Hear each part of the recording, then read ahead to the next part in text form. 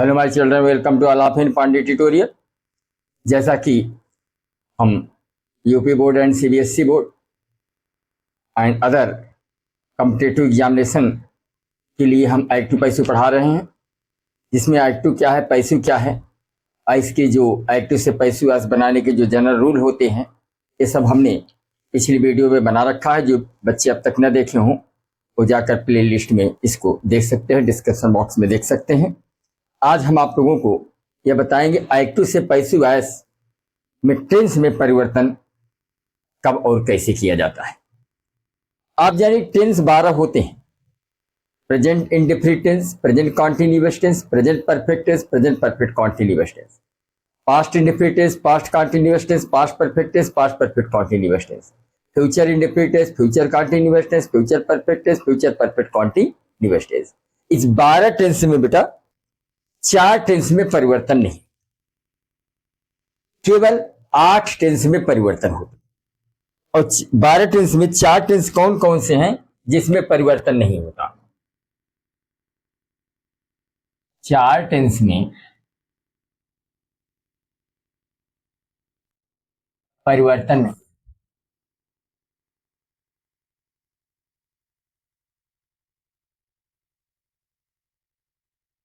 चार टेंस में परिवर्तन नहीं होता।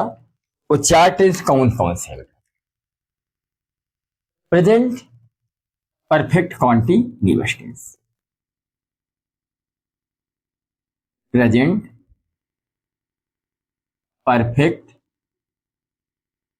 Continuous, present perfect continuous tense. दूसरा past perfect continuous tense,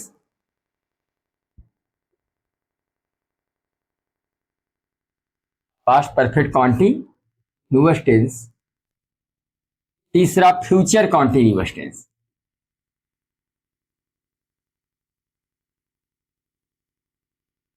future continuous tense.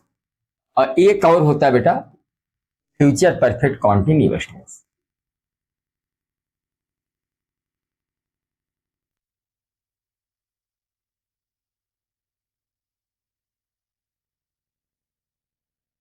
यही 4 टेंस में परिवर्तन नहीं होता, यानी इसका एक्टिव से पैसिव वॉइस में टेंस में परिवर्तन नहीं, कि 8 टेंस में परिवर्तन होता है। 8 टेंस में एक्टिव से पैसिव वॉइस बनाते समय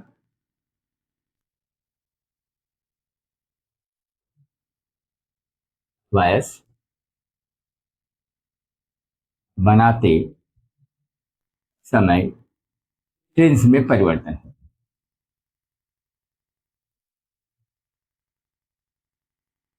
टेंस में परिवर्तन होता है जो कि इस प्रकार है,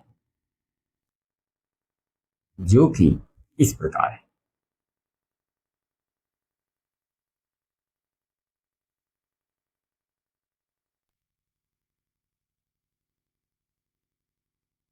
अब पहला क्या है बेटा, इसमें पहला है प्रेजेंट। अगर active as present indefinite tense में, यदि active as present indefinite tense में, यदि active voice present indefinite tense में,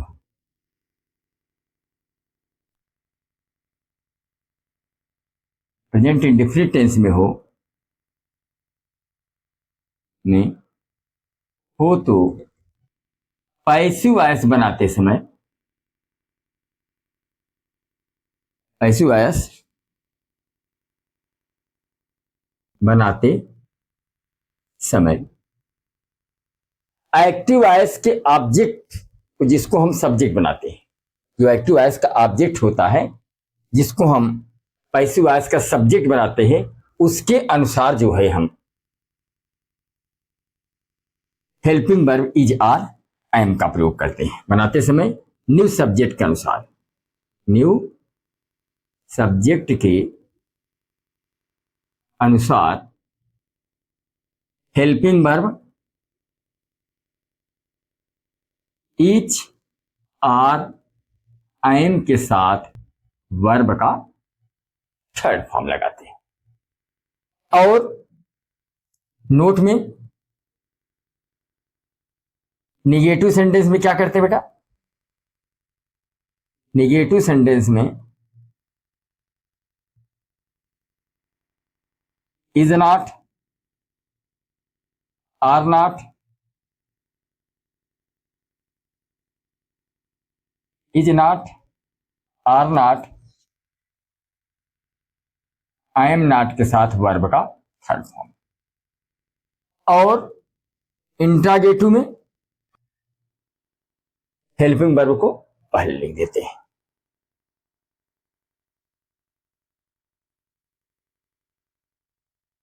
इंट्रागेटिव सेंटेंस में न्यू सब्जेक्ट के अनुसार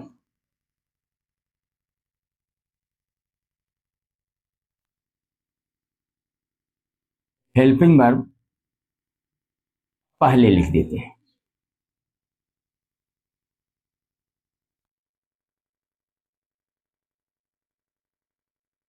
पहले लिखते हैं।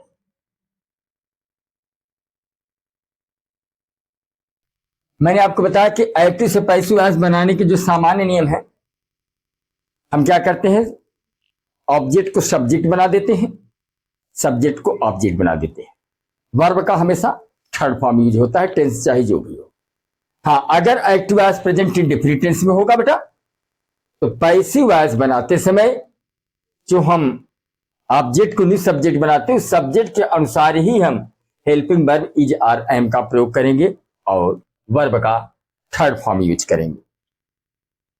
चलिए इसका स्क्रीनशॉट लीजिए, फिर हम आपको एग्जाम्पल बताते हैं। चलिए जैसे एग्जाम्पल लेते हैं,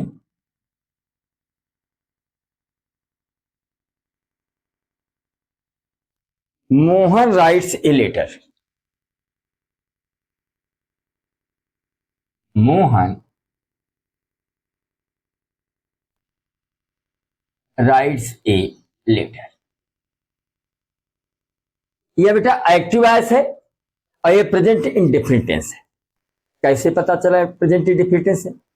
तो मैंने इसके लिए बताया था, अगर किसी सेंटेंस में सब्जेक्ट सिंगुलर हो तो वर्ब के फर्स्ट फॉर्म में यस या यस दिख जाए, या तो सब्जेक्ट प्लूरल हो और वर्ब का फर्स्ट फॉर्म हो, या तो डू डच के साथ वर्ब का फर्स्ट फॉर्म हो, तो डेफिनेटली वह प्रेजेंट इंडेफिनिट टेंस होता है। इसमें देख रहे बेटा, सब्जेक्ट सिंगुलर है और इसमें वर्ब में एस जुड़ा हुआ है, इसलिए प्रेजेंट इंडेफिनिट टेंस है। क्लियर हुआ कि active voice present indefinite tense में। अब इसको पैसिव वॉइस बनाना है, तो एक्टिव से पैसिव वॉइस बनाने के समान नियम ही है। ऑब्जेक्ट को सब्जेक्ट बना देते हैं, सब्जेक्ट को ऑब्जेक्ट बना देते हैं।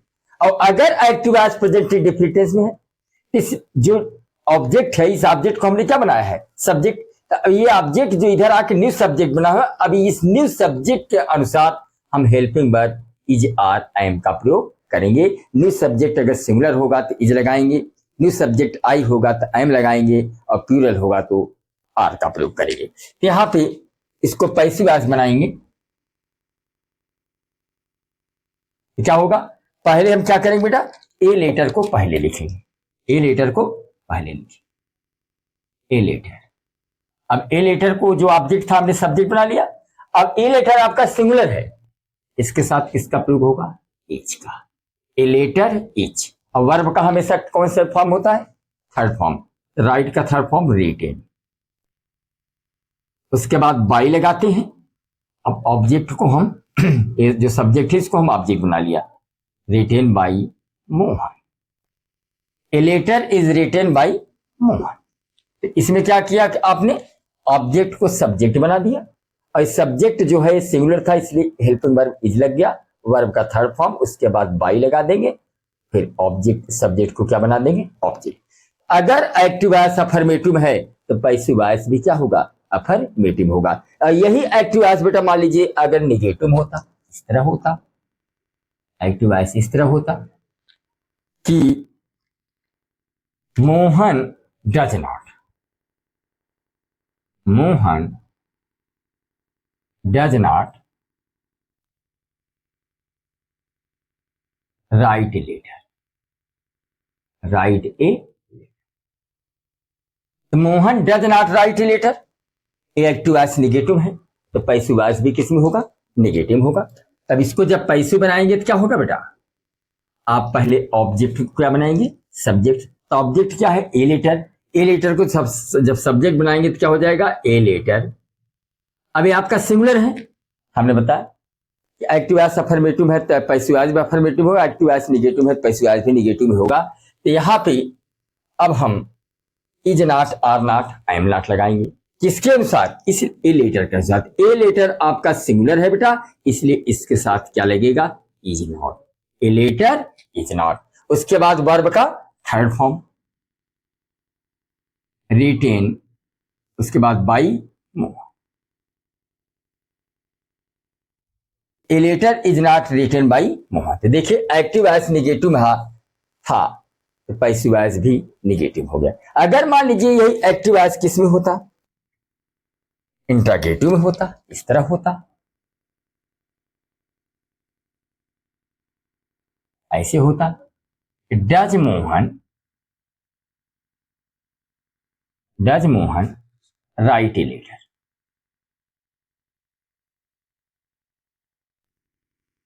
Right a letter. अभी आपका एक्टिव वॉइस इंट्रागेटिव फर्स्ट है या सिंगल इंट्रागेटिव है, तो इसको हमें किस में बनाना है, पैसिव में।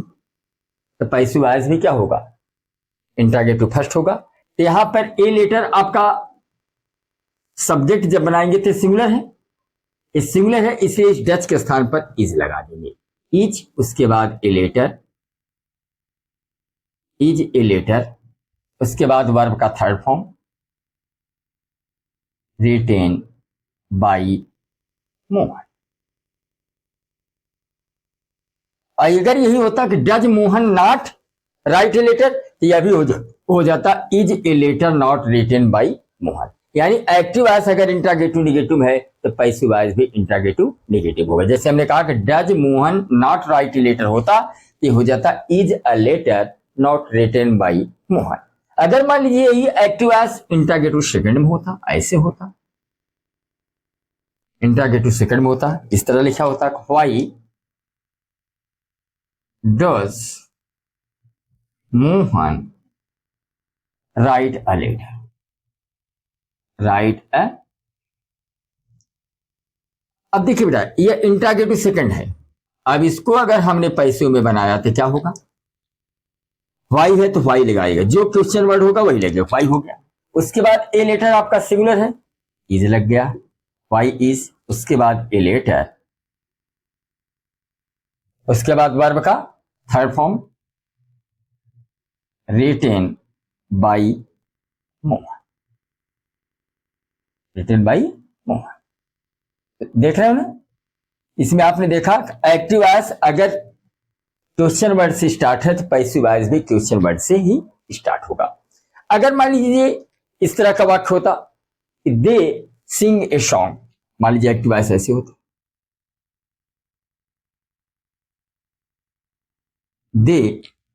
दे सिंग a song, they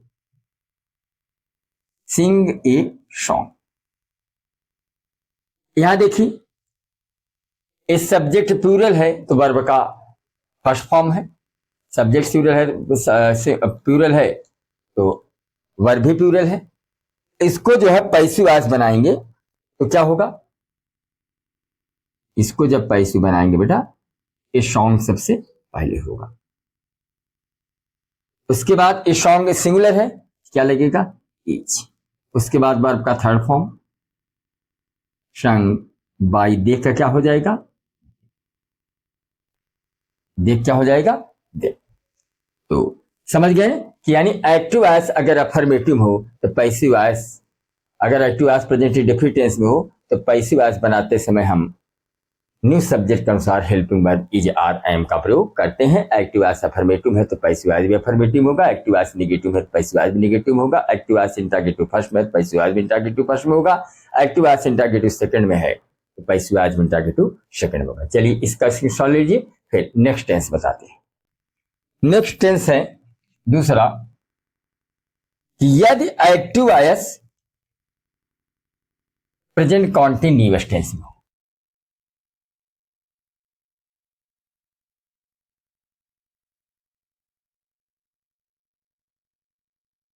present continuous tense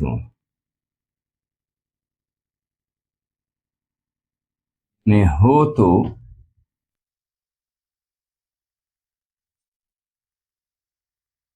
new subject के अनुसार, न्यू सब्जेक्ट के अनुसार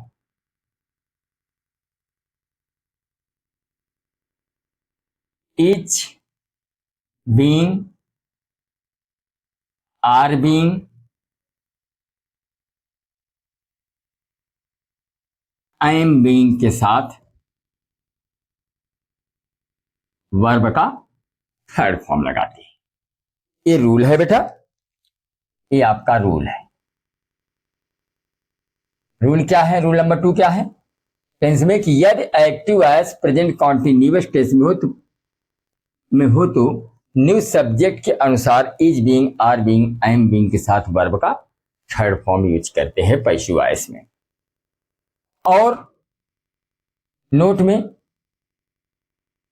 निगेटिव सेंटेंस में इज नॉट बीइंग और not being I am not being. Active voice अगर निगेटिव में होगा बेटा तो क्या लगाएंगे? Is not being are not being I am not being, verb का थर्ड फॉर्म। और इंट्रागेटिव सेंटेंस में, इंट्रागेटिव सेंटेंस में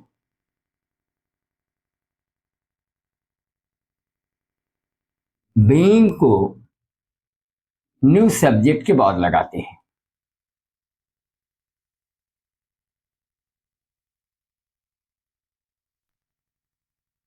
शेष नियम पूर्वक, शेष नियम क्या रहता है बेटा? पूर्वक।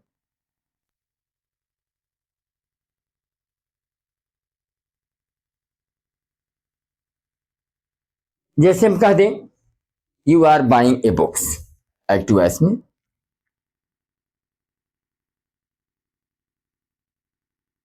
You are buying a books,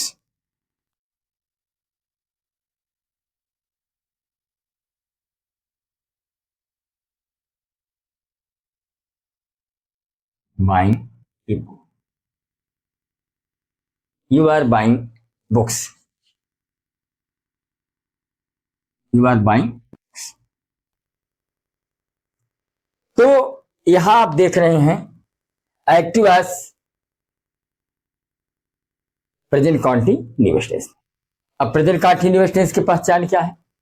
किसी भी टेंस में बेटा अगर इज आर आई एम के साथ वर्ब के फर्स्ट फॉर्म में आईएनजी दिख जाए निश्चित रूप से वह प्रेजेंट कॉन्टिन्यूअस टेंस होता है। यहां आप देखिए आर के साथ वर्ब के फर्स्ट फॉर्म में आईएनजी जुड़ा है, इसलिए प्रेजेंट कॉन्टिन्यूअस टेंस है। अब इसको हमें एक्टिव से पैसिव वॉइस में चेंज करना है। एक्टिव से पैसिव वॉइस में चेंज करने का रूल क्या है? सब्जेक्ट को ऑब्जेक्ट, ऑब्जेक्ट को सब्जेक्ट और न्यू सब्जेक्ट के पहले बाई या न्यू ऑब्जेक्ट पहले बाई लगाते हैं। यानी पहले ऑब्जेक्ट को क्या बनाएंगे? सब्जेक्ट। ऑब्जेक्ट क्या है? बुक्स है, बुक्स। उसके बाद यहां पे और बीइंग लगेगा क्योंकि बहुवचन है, books are beings, are being. उसके बाद वर्ब का थर्ड फॉर्म, बाई का थर्ड फॉर्म क्या होगा? Bought, bought. उसके बाद बाई, यू का यू ही रहेगा, यू का यू। इसमें क्या हुआ बेटा? बुक्स आपका जो ऑब्जेक्ट था उसको हमने क्या बना दिया, सब्जेक्ट, और ये सब्जेक्ट प्लूरल है इसलिए इसके साथ आर बीइंग लगा दिया, फिर वर्ब का थर्ड फॉर्म बाई लगा के यू का यू हो गया। अगर ये एक्टिव वॉइस अफर्मेटिव में था तो पैसिव वॉइस भी किस में है, या अफर्मेटिव में। मान लीजिए एक्टिव वॉइस निगेटिव होता, इस तरह होता, you are not buying books. Active voice negative है तो पैसिव वॉइस भी किस में होगा बेटा, निगेटिव होगा। पहले बुक्स लिखेंगे, उसके बाद और नॉट बीइंग लगेगा इसमें, और नॉट बीइंग।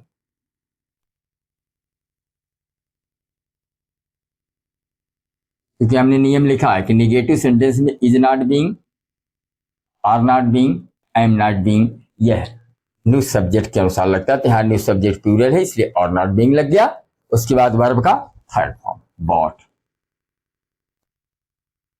बाई यू का यू है। एक्टिव वॉइस निगेटिव है तो पैसिव वॉइस भी किस में होगा, निगेटिव में। अगर ये एक्टिव वॉइस मान लीजिए बेटा इंट्रागेटिव में होता, इस तरह होता, ऐसे होता, आर बुक्स या आर यू राइटिंग या बाइंग, जो भी ले लो, आर यू बाइंग बुक्स। अब ये एक्टिव वॉइस इंट्रागेटिव फर्स्ट में है, यह बुक्स क्या है, प्लूरल है, इसलिए इसको जब पैसिव वॉइस बनाएंगे बेटा, इस बुक्स के अनुसार इस आर के स्थान पर आर ही रहेगा चूंकि ये प्लूरल है। उसके बाद बुक्स होगा। मैंने नियम में क्या लिखा है कि इंट्रागेटिव सेंटेंस में बीइंग को निज सब्जेक्ट के बाद लगाते हैं। निज सब्जेक्ट क्या है, बुक्स है, तो इसके बाद हम बीइंग लगा देंगे, बीइंग, और उसके बाद वर्ब का third form bought, by you का यू। तो समझ गए ना कि एक्टिव वॉइस अगर आपका प्रेजेंट कंटीन्यूअस टेंस में पैसिव वॉइस बनाते समय हम न्यू सब्जेक्ट के अनुसार is being, are being, I am being साथ वर्ब का थर्ड फॉर्म लगाते हैं। एक्टिव वॉइस अफर्मेटिव में पैसिव वॉइस भी अफर्मेटिव, एक्टिव वॉइस निगेटिव में पैसिव वॉइस भी negative, active voice interrogative first में, पैसिव वॉइस इंट्रागेटिव फर्स्ट में होगा। चलिए इसका स्क्रीनशॉट ले लीजिए, फिर नेक्स्ट सेंटेंस देखते हैं। चलिए नेक्स्ट टेंस है rule number 3,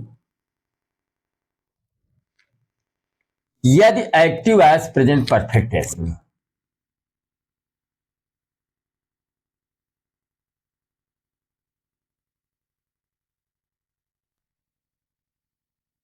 present perfect tense में हो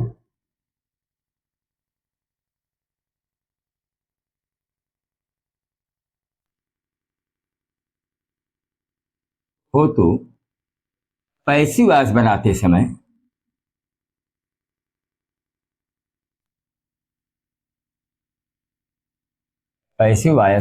समय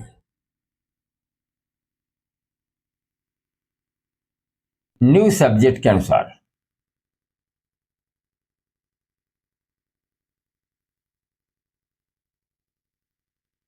हैज बीन या हैव बीन का प्रयोग करते हैं।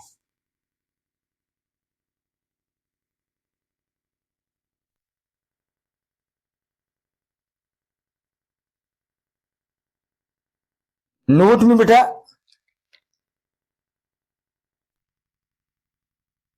निगेटिव सेंटेंस में यदि एक्टिव वॉइस निगेटिव हो,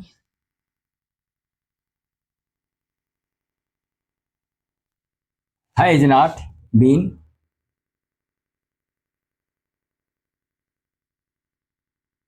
हैज नॉट बीन या हैव नॉट बीन लगा देते हैं, लगाते हैं। तथा वर्ब का थर्ड, वर्ब का थर्ड फॉर्म हमेशा लगेगा बेटा,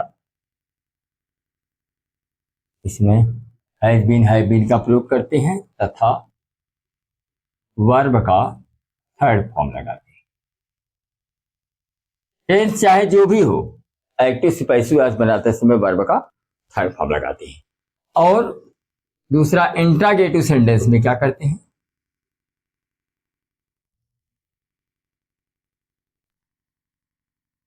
सेंटेंस में बीइंग को न्यू सब्जेक्ट के बाद लगाते हैं।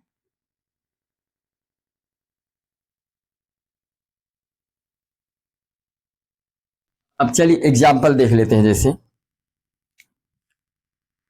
एक्टिव वॉइस में सी हैज संग ए स्वीट सॉन्ग। देख रहे, या हैज के साथ वर्ब का क्या लगा है? Third form. तो प्रेजेंट परफेक्ट टेंस को पहचानने का सबसे आसान तरीका क्या है? किसी भी सेंटेंस में बेटा अगर हैज के साथ वर्ब का थर्ड फॉर्म दिख जाए तो निश्चित रूप से वह प्रेजेंट परफेक्ट टेंस होता है। यहाँ पे हैज के साथ वर्ब का थर्ड फॉर्म है, इसलिए प्रेजेंट परफेक्ट टेंस है। अब इसको एक्टिव से हमें किस में बनाना है? पैसिव में। एक्टिव से पैसिव वॉइस बनाने का समान रूल तो यही है। ऑब्जेक्ट को क्या, यहाँ ये ऑब्जेक्ट है, ऑब्जेक्ट को क्या बनाएंगे? सब्जेक्ट बना देंगे, और इस ऑब्जेक्ट के अनुसार हेल्पिंग वर्ब हम हैज बीन या हैज बीन का प्रयोग करेंगे। तो चूंकि ये सिंगुलर है इसलिए हैज बीन लगेगा, तो क्या हो जाएगा? A sweet song, a sweet song has been, उसके बाद वर्ब का third form sung by she का क्या हो जाएगा? हर। तो एक्टिव वॉइस अफर्मेटिव में था तो पैसिव वॉइस भी अफर्मेटिव हो गया। यही मान लीजिए एक्टिव वॉइस आपका निगेटिव हो, ऐसे होता सी has not sung a sweet song,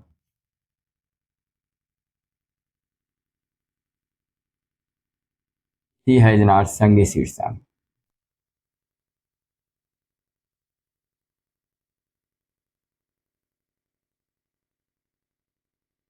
अब यहां देखिए एक्टिव वॉइस निगेटिव में है तो पैसिव वॉइस भी किस में होगा? निगेटिव होगा। एक्टिव वॉइस किस में है? निगेटिव है, तो पैसिव वॉइस भी किस में होगा? निगेटिव। सबसे पहले क्या लिखेंगे? ए स्वीट सॉन्ग,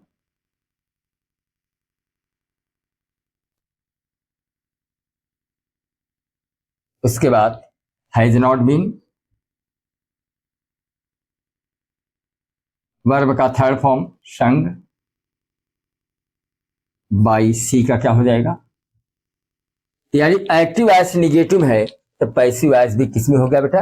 निगेटिव में। अगर ये एक्टिव वॉइस मान लीजिए इंट्रागेटिव में होता, इस तरह होता है एक्टिव वॉइस, ऐसे होता हैज सी संग ए स्वीट सॉन्ग।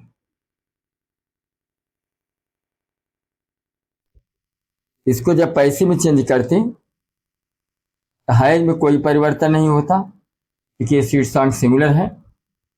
ये स्वीट सॉन्ग हमने कहा कि इंट्रागेटिव में जो बीन होता है न्यू सब्जेक्ट के बाद लगता है, तो न्यू सब्जेक्ट क्या है? ए स्वीट सॉन्ग, इसके बाद बीन लगेगा, has a sweet song been, उसके बाद वर्ब का third form sung by she का हर। एक्टिव वॉइस इंट्रागेटिव में है तो पैसिव वॉइस भी इंट्रागेटिव। अब जैसे एक एग्जाम्पल दे रहे हैं, इसको आपको एक्टिव से पैसिव वॉइस में चेंज करना है और कमेंट बॉक्स में लिखना है। जैसे you have done your work,